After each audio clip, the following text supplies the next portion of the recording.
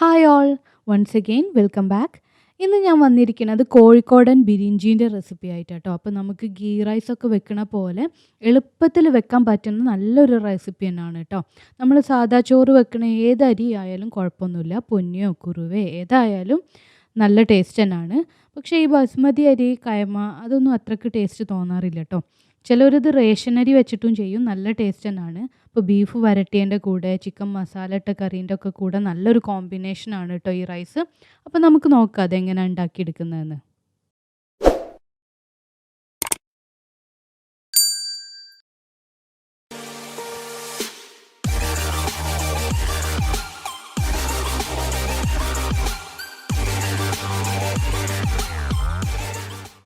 അപ്പോൾ ഇതിനായിട്ട് ഞാനൊരു പാത്രം ചൂടാവുമ്പോൾ ഒരു 6 ടേബിൾ സ്പൂണ് വെളിച്ചെണ്ണ ഒഴിച്ച് കൊടുക്കുന്നുണ്ട് കേട്ടോ. അപ്പോൾ എണ്ണ ഒന്ന് ചൂടായി വരുമ്പോൾ ഞാനൊരു 3 ഏലക്കായ, കുറച്ച് കറുകപ്പട്ട, ഒരു 4-5 ഗ്രാമ്പൂ ഒന്ന് ഇട്ട് ചൂടാക്കി എടുക്കുന്നുണ്ട് കേട്ടോ. അപ്പോൾ നമ്മൾ ഗീ റൈസിന് എടുക്കണ അത്ര വേണ്ട, കുറച്ച് ഇട്ട് കൊടുത്താൽ മതി. അപ്പോൾ അതൊന്ന് ചൂടാക്കി എടുക്കുന്നുണ്ട്. ഇനി അതിലേക്ക് ഞാൻ ഒരു മീഡിയം സൈസ് സവാള അരിഞ്ഞിട്ട് കൊടുക്കുന്നുണ്ട് കേട്ടോ. അപ്പോൾ അതൊന്ന് വഴറ്റിയെടുക്കാം നമുക്ക്. അപ്പോൾ ഞാൻ ഇവിടെ യൂസ് ചെയ്യുന്നത് 2 ഗ്ലാസ് അരിയാണ് കേട്ടോ. അപ്പോൾ 1 ഗ്ലാസ് അരിക്ക് 3 ഗ്ലാസ് വെള്ളം എന്നുള്ള കണക്കാണ്. അപ്പോൾ ഓരോ അരിക്ക് ഓരോ വേവ് ആവുമല്ലോ. അപ്പോൾ ആദ്യം തന്നെ മുഴുവൻ വെള്ളം ഞാൻ ഒഴിച്ചു കൊടുക്കുന്നില്ല. ആദ്യം ഒരു 5 ഗ്ലാസ് വെള്ളമാണ് കേട്ടോ ഞാൻ ഒഴിച്ചു കൊടുക്കുന്നത്. അപ്പോൾ ഇനി ഇതിലേക്ക് നമുക്ക് അരപ്പ് ചേർക്കാനുണ്ട്. അപ്പോൾ ആ അരപ്പും കുറച്ചും കൂടെ വെള്ളം ഒഴിച്ച് ബാക്കി വരുന്ന 1 ഗ്ലാസ് കണക്കാക്കി ഞാൻ പിന്നീട് ഒഴിക്കുന്നതാണ്. അപ്പോൾ ഇപ്പോൾ തൽക്കാലം ഞാൻ ഒരു 5 ഗ്ലാസ് വെള്ളമേ ഒഴിക്കുന്നുള്ളൂ കേട്ടോ. അപ്പോൾ ഇനി അതിലേക്ക് ഞാൻ 2 ടീസ്പൂൺ അളവിൽ ഉപ്പ് ചേർക്കുന്നുണ്ട്. അപ്പോൾ ഉപ്പ് ചേർക്കുമ്പോൾ എപ്പോഴും നമുക്ക് ഗീ റൈസൊക്കെ വെക്കണ പോലെ ഉപ്പൊന്ന് മുന്തി നിൽക്കണം. ഇനി അതിലേക്ക് ഞാനൊരു 1/2 ടീസ്പൂൺ അളവിൽ മഞ്ഞൾപ്പൊടി ചേർക്കുന്നുണ്ട് കേട്ടോ. അപ്പോൾ അതൊരു യെല്ലോ കളർ റൈസാണല്ലോ, അപ്പോൾ അതിന് വേണ്ടിയിട്ട് മഞ്ഞളൊന്ന് ചേർത്ത് ഇളക്കി ഒന്ന് നമുക്കിതൊന്ന് തിളയ്ക്കാൻ വെക്കാം. അപ്പോൾ അതൊന്ന് അടച്ചു വെച്ച് തിളയ്ക്കാൻ വെക്കാം. അപ്പോൾ ഇതാ വെള്ളമൊക്കെ തിളച്ച് വരുന്നുണ്ട്. അപ്പോൾ ഈ സമയത്ത് ഞാൻ നമ്മളെ ഉപ്പ് നോക്കിയപ്പോൾ ഉപ്പ് കുറച്ച് കുറവുണ്ട്. അപ്പോൾ ഒരു 1/2 ടീസ്പൂൺ കൂടെ ഉപ്പ് ആഡ് ചെയ്ത് കൊടുക്കുന്നുണ്ട് കേട്ടോ. ഇനി നമ്മൾ കഴുകി ഊറ്റി വെച്ച അരി ചേർത്ത് കൊടുക്കുന്നുണ്ട്.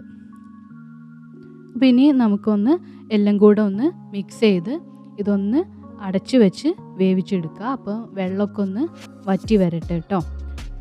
അപ്പോൾ ഇതാ ഈ സമയത്ത് ഞാൻ കുറച്ച് ഒന്ന് ഉലുവ ആഡ് ചെയ്ത് കൊടുക്കുന്നുണ്ട്. അപ്പോൾ ഒരു 1/4 ടീസ്പൂണ് ഉലുവ ആഡ് ചെയ്യുന്നുണ്ട് കേട്ടോ. അപ്പോൾ ഇത് തികച്ചും ഓപ്ഷണലാണ്, നിങ്ങൾക്ക് വേണമെങ്കിൽ ആഡ് ചെയ്താൽ മതി. അപ്പോൾ ഉലുവ ആഡ് ചെയ്യുമ്പോൾ ഒരു പ്രത്യേക ടേസ്റ്റ് തന്നെ ഉണ്ട്. അപ്പോൾ ഉലുവ കൂടി പോകരുത്, കൂടിയാൽ നല്ലൊരു കയ്പ്പ് രസം വരുമല്ലോ. അപ്പോൾ ഇനി നമുക്ക് അതിലേക്കൊരു അരപ്പ് തയ്യാറാക്കാം. അതിന് വേണ്ടി ഞാൻ 1 കപ്പ് തേങ്ങ ഇട്ട് കൊടുക്കുന്നുണ്ട് കേട്ടോ. അപ്പോൾ അതിലേക്ക് 1 ടീസ്പൂണ് പെരിഞ്ജീരകവും ആഡ് ചെയ്ത് ഇതൊന്ന് നമുക്ക് അരച്ചെടുക്കണം. അപ്പോൾ നല്ലോണം അരഞ്ഞൊന്നും കിട്ടണ്ട, ജസ്റ്റ് ഒന്ന് ഒതുങ്ങി കിട്ടിയാൽ മതി കേട്ടോ. അപ്പോൾ ഇതാ അത് അരപ്പ് തയ്യാറായിട്ടുണ്ട്.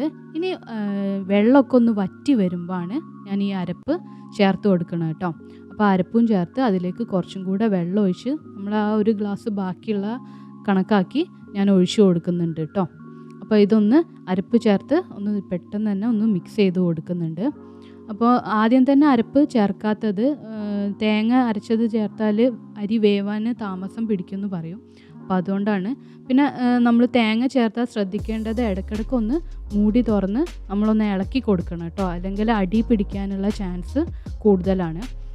അപ്പോൾ ഇതാ ചോറ് റെഡി ആയിട്ടുണ്ട്. വെള്ളമൊക്കെ വറ്റി നല്ല പാകമായിട്ട് വന്നിട്ടുണ്ട് കേട്ടോ. ഇതിനി ഒരു 10 മിനിറ്റ് കഴിയുമ്പോഴത്തേക്ക് ഇതൊന്ന് കറക്റ്റ് പരുവായി കിട്ടിക്കോളൂ. അപ്പോൾ നിങ്ങളെ അരിക്കിപ്പം വേവ് കൂടുതലുള്ള അരിയൊക്കെയാണ്, വെള്ളം പോരാന്ന് തോന്നുകയാണെങ്കിൽ ഈ സമയത്ത് നിങ്ങൾക്ക് ചൂടുവെള്ളം ഒഴിച്ചു കൊടുത്ത് വേവ് പാകമാക്കി എടുക്കുകയൊക്കെ ചെയ്യാം കേട്ടോ, ഒന്നും കുഴപ്പമില്ല. അപ്പോൾ ഇവിടെ എൻ്റെത് ഈ പാകത്തിന് വേവ് റെഡി ആയിട്ടുണ്ട്. അപ്പോൾ ഇതാ നല്ലൊരു റൈസ് തന്നെയാണ്, എല്ലാവരും ട്രൈ ചെയ്ത് നോക്കുക. അപ്പോൾ ചാനൽ ആദ്യമായിട്ട് കാണുന്നവർ സബ്സ്ക്രൈബ് ചെയ്യുക, ഇഷ്ടമായ ലൈക്കും ഷെയറും ചെയ്യണം കേട്ടോ. അപ്പോൾ കമൻറ്റിലൂടെ ഫീഡ്ബാക്ക് അറിയിക്കുമല്ലോ. അപ്പോൾ അടുത്തൊരു വീഡിയോയിൽ കാണാം. എല്ലാവർക്കും നല്ലൊരു ഡേ വിഷ് ചെയ്യുന്നു. അപ്പോൾ താങ്ക്സ് ഫോർ വാച്ചിങ്.